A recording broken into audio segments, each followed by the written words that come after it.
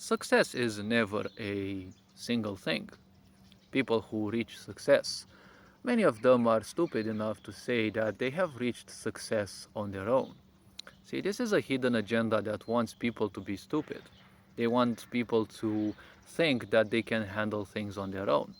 See, whether you do 90% of the work, well, that's what you may think. You're not doing much of the work anyways, because see, success means using, or let's say teaming up with the right people, using the right resources, and making use of time in a wise way, right? Time is something you have no control over. You can control how you make use of your time.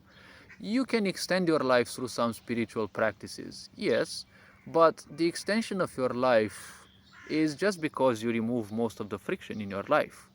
Misery means a great friction. When there is friction in any machine's functioning, obviously it will live less, right? You have a certain lifespan, which, based on your karma, is, let's say, almost predetermined.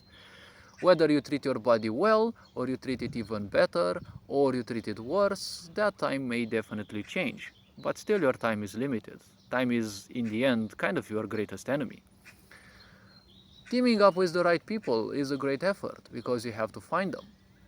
You have to do a lot of noise, right? You have to make some noise. You have to show your talents. You have to work even for free for a long time. This is something a lot of people don't want, but, well, they're gonna keep enjoying their misery. And using the right tools, see, this is where a lot of people fail. You need a lot of tools. Those tools are already given to you. You're not doing any um, job towards those tools. They're already given to you. If you were to build those, your success would have come probably 100 years later, right? Because if it were to you to build the pieces of the PC that you're working, right, and all these aspects regarding them, finding the resources, and then creating the operating systems, installing them, and the such, well, that would take extra time, right? The programs that you're using are made by someone else. You're making use of their work, right? So don't you ever be stupid enough to think that you have achieved success on your own. This whole idea is nothing else but a result of the arrogance of ignorance, the arrogance of narcissistic people who just give up on anyone else that they've made use of in their, let's say, wake, right? A lot of people think that, they've done this, they've done that, they want a bit of money, they think they're successful. See, success is not just making money. Making money should be a consequence of being successful, but being successful is not related necessarily to money.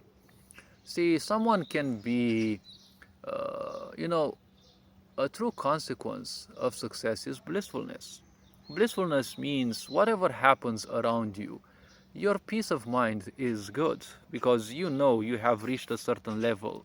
Let's call it spiritual level, whatever you want to call it. You have achieved a certain level which kind of nothing shakes you, right? You can look at some people. Their greatest passion is to simply, let's say, broom the dust away in a church, mosque, temple, whatever. That is their greatest pleasure. It's something that they like. Whether there's a bombing happening around, there's a fire in the neighborhood, there's some violence and the such, they're doing that which they like. It simply can't matter much. If someone comes in and kills them just because they're doing their job, they are still somewhat blissful. Now, obviously, if such a thing, the last thing would happen, that would be a tragedy, obviously. But the point is, it's not that if they are fully blissed, they can't get afraid. Anyone can get afraid, right? But the very simple point, when you become open to the possibilities, to all the possibilities of life, you actually open the doorway to your success. It doesn't equate reaching success, but it means you have opened it. See, opening yourself to success means opening yourself to the possibilities of life. Because the opposite of that would be to simply slumber in your room and do literally nothing, right? Just don't handle anything, right?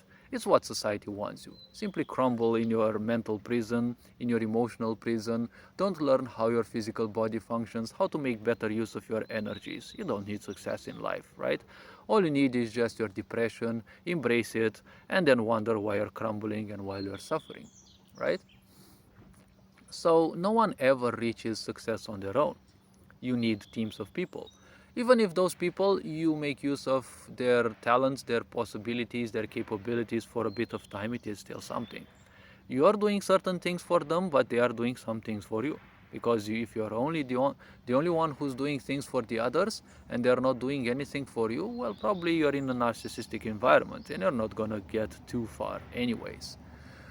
When someone reaches 5 6 figures, that's somewhat easy to reach without the help of great teams. But if one wants to move beyond 7 figures, they're kind of gonna need big teams, big businesses, and handling a lot of people. Because when you're a CEO, you've got people who work their jobs and ensure the well-being of your company. But a lot of idiot people, and especially the arrogant people, they think that they themselves are the company and nobody else matters, just because they themselves don't matter much to themselves. And they have to keep playing this silly game where they are, you know, the one, right? They have to be served by the others because they lack recognition and attention. Everyone lacks these two in this sick society, because ultimately when you keep people at their lowest, that's the easiest way to rule them, because when you give them something, they're going to crave it. When you keep people starving for everything, they will crave everything. You give them one little thing, they will come blindly towards it, right? Nowadays you have all the commodities in the world, but the problem is people feel unworthy of them. Imagine that in the Middle Ages, people would probably wash once in several weeks, once in several months maybe. Nowadays, you still carry that karma.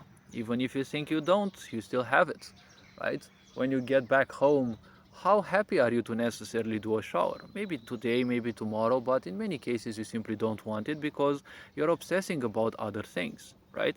You're still thinking you're unworthy of taking care of your physical body, right? This is definitely the way towards misery, not towards success. Because you're putting the best gasoline you can put into your car, but you're putting the best trash you can afford with the little money you have in your physical body. But you're expecting it to work as much as your car. See, the car is far a simpler machine than your physical body. But ultimately, if you treat your physical body well, that doesn't necessarily mean eating healthier. How you eat your food is a difference. How you breathe is a difference, because when you breathe superficially, it means you're rejecting life. Rejecting life inflicts pain upon all of your cells. Did they tell you that the more you eat, the greater chances you have for cancer? Well, scientists have been saying this ever since the 60s and 70s in America, but, well, the meat industry wouldn't want you to take that into account, and especially the pharmaceutical industry, because you have cancerous cells in your body each and every moment of your life. Your body can handle those, but a cancerous cell usually eats even 5 times a lot more than a natural cell. The more you eat, the more you feed your cancerous cells as well. So you increase the chances of having cancer, right? It's not because of eating meat and foods in general. The more you eat, you will entertain the cancerous cells, right? This is something they're not telling you. Cancer is physically as a result, well, that is a simple point. Yes, cancer can happen at a physical level, but cancer usually happens at a spiritual level. When you're doing things that you don't like, when you're surrounded by people whom you don't like, when you're suffering from misery, well, misery is a kind of cancer, right? Because misery grows just like cancer.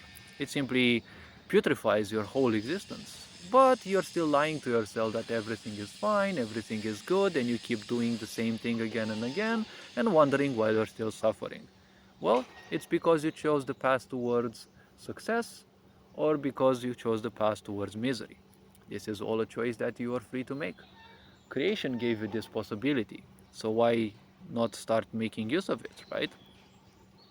So, success means finding the right people. Success means making use of the right resources and making use of your time wisely. Never forget this. You're not alone in reaching success. Have an awesome day. Very John Boward signing out.